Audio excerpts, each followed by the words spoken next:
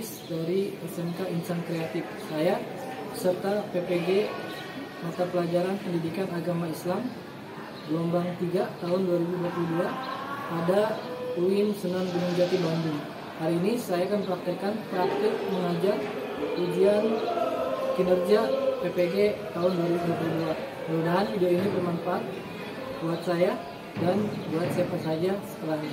Terima kasih. Wassalamualaikum warahmatullahi wabarakatuh.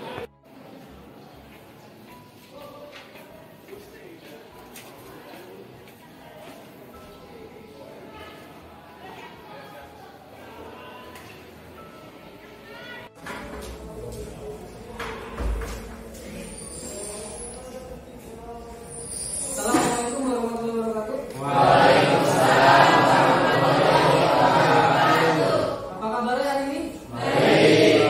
Hari ini kita masuk ke pembelajaran meneladani dakwah Rasulullah di Mekah. Untuk memulainya supaya lebih cepat, kita mulai dengan baca doa. Silakan ketua kelas dipimpin untuk baca doa. Siap. Doa mulai.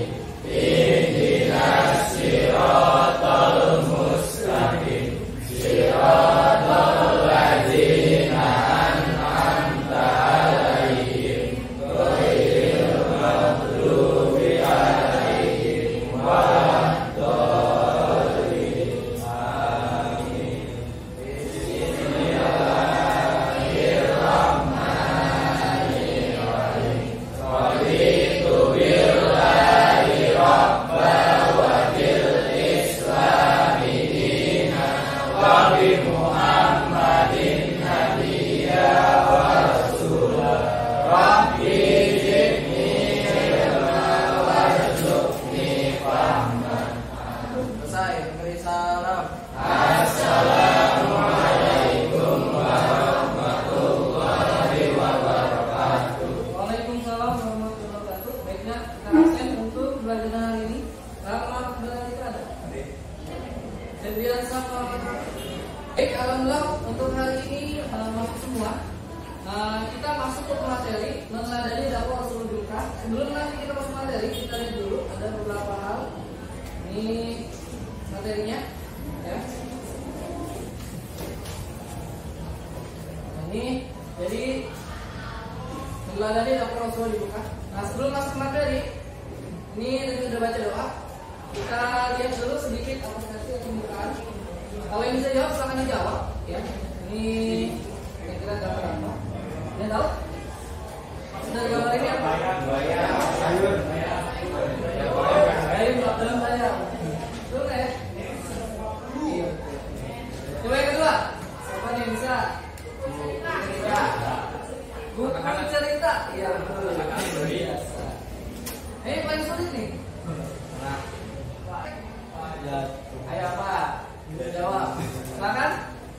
Jatuh miskin. Apa? Jatuh miskin. Tepuk tangan.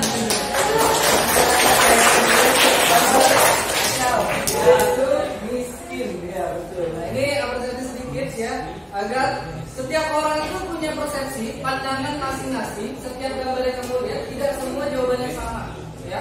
Maka dari itu ketika nanti menghadapi kehidupan, kamu punya cara berpikir masing-masing. Intinya harus sama kehidupannya. Ya. Nah, ini kita lihat sebelum ke materi ada sedikit motivasi. Mudah-mudahan bisa jadi pembelajaran juga.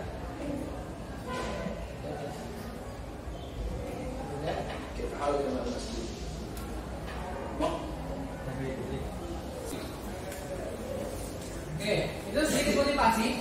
Ini orang ini kita lihat sendiri dalam kondisi yang tidak sempurna, memiliki banyak kekurangan, tapi dia tidak pernah absen ketika ada sholat berjamaah di masjid. Ini menjadi peringatan buat kita yang dikasih fisik sempurna, tapi terkadang kita malas untuk mengerjakan sholat. Padahal sholat itu sesuatu yang sangat penting. Masalah kita penting. sholat itu tiang agama. Tanpa adanya tiang tidak akan jadi satu bangunan. Begitu juga dengan diri kita. Tanpa adanya sholat maka tidak akan utuh. Kita punya kemampuan atau kita punya keimanan dalam kehidupannya. Ini pembelajaran. Dan setelah ini sholatnya yang masih bolong-bolong bisa diperbaiki ya. Oke, kita masuk ke materi.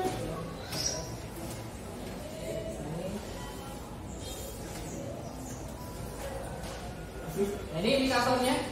Indikatornya itu menjelaskan kondisi masyarakat Mekah, dan juga ayat Al-Quran menceritakan gambaran apa yang dilakukan di Mekah, memang mengaitkan strategi dakwah Rasulullah dengan as-sabiqun al-awwalin. Ya.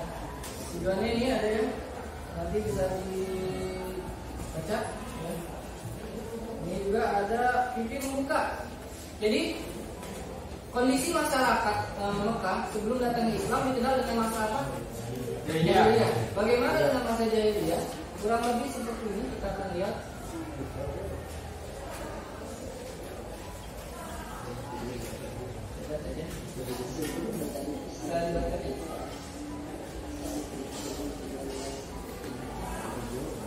Pada zaman ini, jika seandainya anak perempuan itu lolos dan tidak berguna, maka anak perempuan itu akan hidup dalam fitnah. Sebaliknya, masyarakat Arab sebelum datangnya Islam masih memiliki tradisi perbudakan. Budak dikatakan bersama dari kondisi masyarakat Mekah sebelum datangnya Islam. Jadi disebut dengan zaman jahiliyah. Jahiliyah itu diambil dari kata jahil yang artinya bodoh, atau kita sering mengenal dengan masa-masa kebodohan atau zaman kebodohan. Contohnya apa tadi? Salah satunya adanya perbuatan maksiat, ya, ngomel, tidak diangkatnya derajat perempuan. Bahkan saking malunya, kalau punya anak perempuan itu bisa dikubur hidup-hidup, karena orang tuanya nggak mau anaknya menjadi budak. Ya. Oke, kita lihat berikutnya. Nah ini kita lihat ya kondisi masyarakat Mekah sebelum datangnya Islam. Ini bisa dilihat. Yang pertama adalah menyimpang dari ajaran tauhid. Agamanya masih bersifat baksani. Ada pula yang menyembah malaikat, binatang, menyembah sapi. Sama dikenal dengan masyarakat jahiliyah. Ya. Nah, untuk mendalami materi ini, ya, hari ini kita gunakan dengan problem based learning.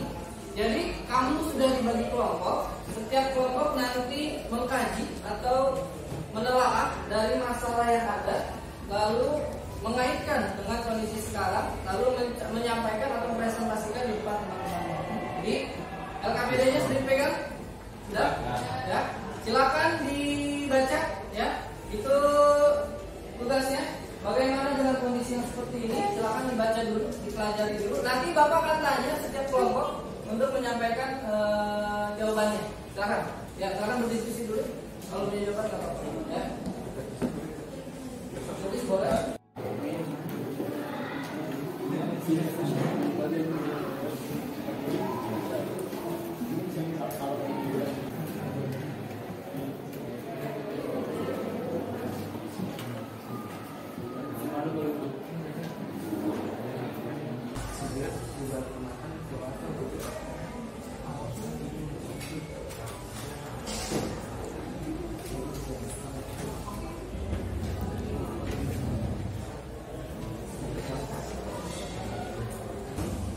Oke, cukup ya.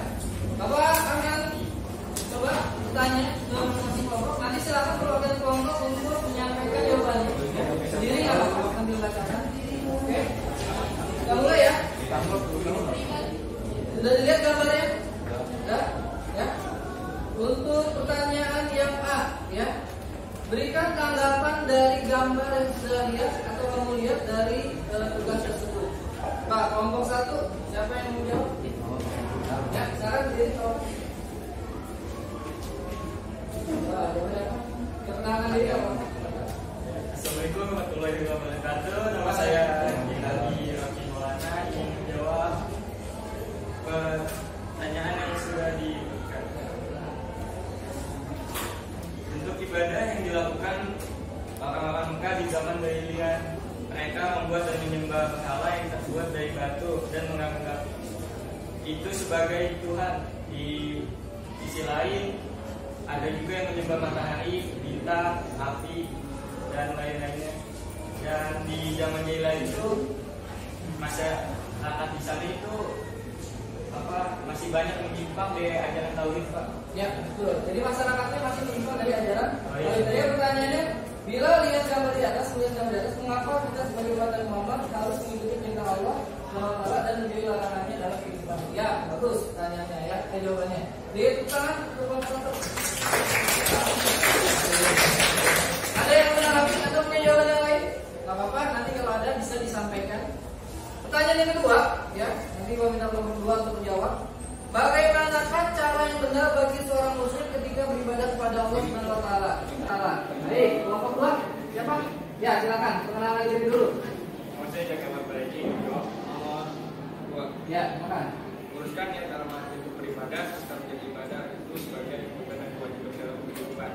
Karena menyadari nikmat yang diberikan oleh Allah Subhanahu wa taala sehingga muncul rasa malu dan berdosa jika seorang tidak melaksanakan ibadah dalam kehidupannya. Jadi karena ada rasa malu ya, sehingga orang itu lalu beribadah, lalu bisa menimbulkan perbuatan dosa. Ya, boleh. Ya, silakan duduk lagi, kasih tangan. Pertanyaannya gimana kita? Silakan jawab. Ya, jadi nggak apa-apa.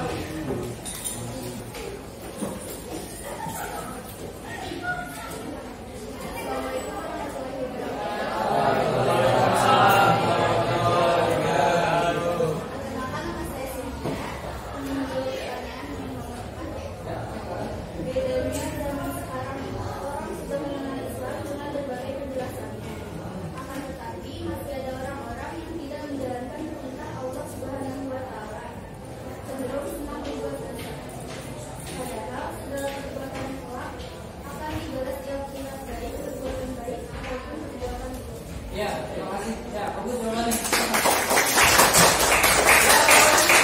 Ya, jadi kalau orang melakukan tindakan jahiliyah atau perilaku jahiliyah yang tidak dirubah, maka akan terbawa dalam kehidupan. Nah, ini yang menjadi pertanyaan itu buat kita, apakah nanti ada yang seperti itu atau enggak? Yang padahal jangan tidak ada.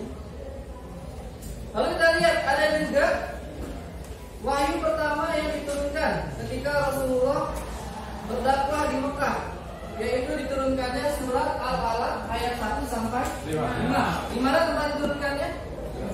Di Gua Hiro, ya. Nanti kita lihat suratnya. Sebelum kita lihat suratnya, kita lihat isinya.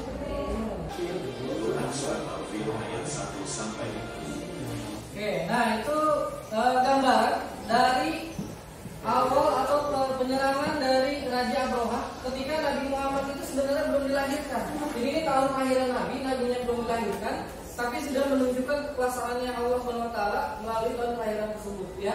Ketika apa? Ketika gerombolan Abroha ini ingin menguasai Ka'bah atas izin Allah, itu ditahan gajahnya. Ayat 1 sampai 5. Kita coba baca sama-sama. Ini ayatnya, ayo. A'udzubillahi minasyaitonirrajim. Bismillahirrahmanirrahim. Iqra bismi rabbikal ladzi khalaq. Khalaqal insana min 'alaq. Iqra wa rabbukal akram. Alladzi 'allama bil qalam. 'allamal insana ma lam ya'lam. Shadaqallahul azim. Perintah pertama adalah baca, ya. Ini bagaimana kita disuruh membaca, karena membaca menjadi awal dari seorang memperoleh keilmuan. Tanpa membaca orang itu tidak akan bisa mendapatkan keilmuan. Lalu kemudian menyebut nama Tuhannya, ya, nama Allah SWT, karena segala keilmuan itu bersumber dari Allah, ya. Tidak ada yang tidak bersumber dari Allah. Makanya kemudian perintah pertama adalah baca, lalu mengingat sang pencipta atau sang Khalik, ya. Nah, ini menjadi dasar kalau Islam mengajarkan tentang ilmu, ya, seperti di awal tadi, ya. Kita lihat. Lalu apa yang Allah lakukan? Rasulullah mendapat banyak ancaman ketika berdakwah di Mekah. Hingga akhirnya ada dua strategi besar yang Rasulullah lakukan, yaitu dakwah secara sembunyi-sembunyi atau dakwah bil asir, atau yang kedua dakwah secara terang atau dakwah bil al-zahr, ya. Yang di asir ini dilakukan selama 3 tahun. Dipusatkan di rumahnya Arkam, Darul Arkam. Jadi kalau orang Muslim berkumpul di rumahnya Arkam namanya Darul Arkam. Tapi kalau orang yang non muslim berkumpulnya di rumahnya Abu Jahal dan sahabatnya disebut dengan Darul Nadwa, ya. Jadi ada Darul Arkam sama Darul Nadwa, ya. Nah ini mereka masih Islam pada Rasulullah, ya. Yang masuk Islam belum banyak, karena dari kerabat atau saudara-saudara Rasulullah dulu atau orang terdekat, baru nanti kemudian menyebar di dakwah kelompoknya. Apa yang dilakukan Rasulullah? Yaitu dakwah terang-terangan. Yang ada malah diejek oleh orang kafir Quraisy. Misal Bilal bin Rabah, ya, kita tahu Bilal ini orang muda, yang kemudian diangkat derajatnya. Tapi anehnya jumlah pengikut Rasulullah yang ada malah makin bertambah, bukan yang berkurang, yang ada malah bertambah, ya. Ini ada sedikit kita lihat. Lihatnya. Ini, nah sini dia.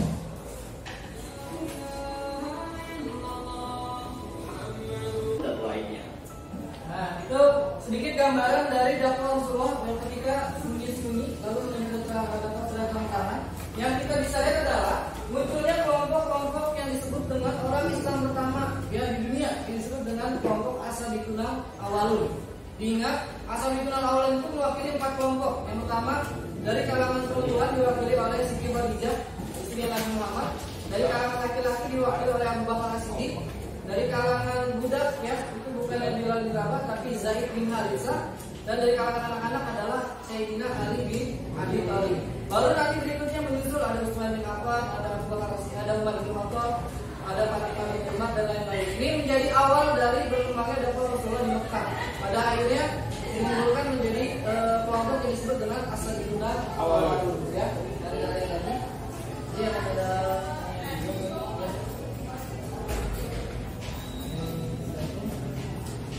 ini Ashabiyun Awalun bisa dilihat. Ini ada yang namanya ini yang disebutkan. Nah, sampai di sini ada yang bertanyakan? Silakan. Ya, silakan.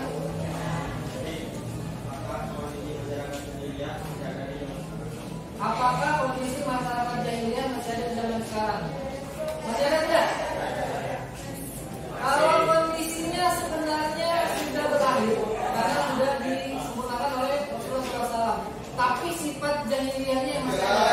Ya, kondisinya sudah berakhir, tapi sifat jahiliyahnya masih ada di zaman sekarang. Jadi sifat jahiliyahnya masih ada. Masih ada nggak orang berbohongan? Ada. Orang minum-minuman keras ada. Orang berjudi masih ada. Ada. Orang maksiat ada. Dan sebagainya. Jadi kondisinya sudah nggak ada, tapi sifat-sifatnya terbawa di zaman sekarang. Ya, ya bagus pertanyaannya. Ya. Ini ya kita bahas hari ini. Ya. Jadi kalau kita lihat ada kesimpulan. Ya, kesimpulannya tadi masyarakat kita berbagai Islam sudah dengan jahiliyah. Makna perjuangan dakwah yang dilakukan Rasul di Mekah, ya itu ada strateginya, dakwah tantangan dan sunyi. Lalu contoh dakwahnya ya ini dengan menerapkan berbagai jenis cara berdakwah. Hingga akhirnya nanti ujungnya adalah munculnya kelompok atau golongan Ashabiyun Awalun. Nah ini kesimpulannya jelas tidak? Jelas ya. Nah untuk minggu depan kita masih membahas dakwah Rasul di Mekah, tapi ada tambahan dari materinya. Ada juga materinya nanti membahas tentang dampaknya, ya, hikmah dari iman kepada Rasulullah, ya. Lalu apa kondisinya ketika dikaitkan dengan zaman modern di masa sekarang, ya. Ini nanti tugas yang AKPD ini sudah dikumpulkan untuk minggu depan. Tugasnya bisa diakses, ya, dibuka nanti tugasnya, ya. Ada linknya, silakan nanti dijawab saja, ya. Baik, untuk melengkapi pertemuan hari ini kita sama-sama mengucapkan hamdalah. Kita tutup dengan membaca doa. Silakan dipimpin oleh Bapak Kasih untuk berdoa. Siap. Doa mulai.